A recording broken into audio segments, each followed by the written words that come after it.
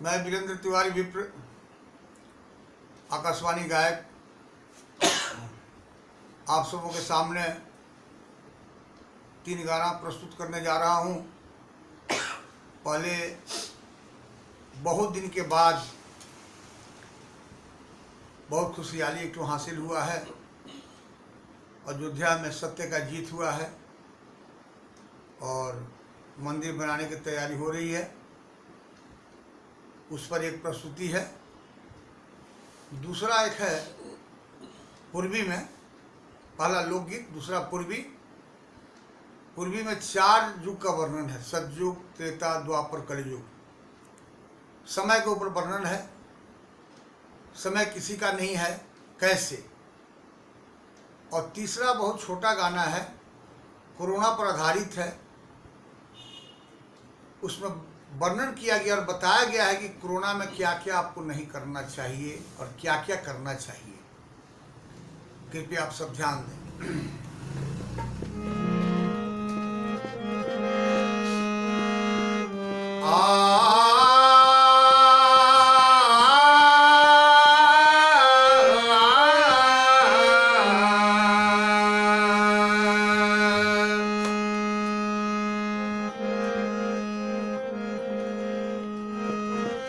राधापति और सिया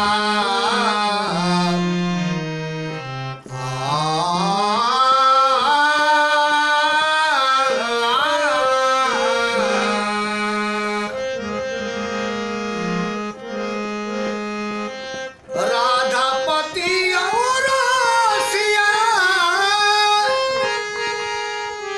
पति दोनों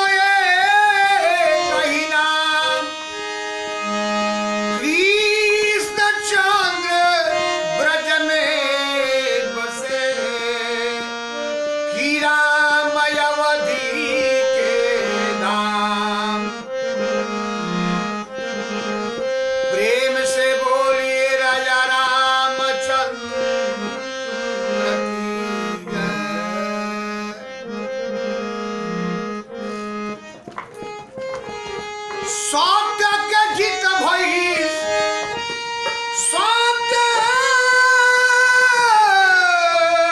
सत्य सत्य सत्य के जीत भई अयोध्या में भारी। सत्य के जीत भई अयोध्या में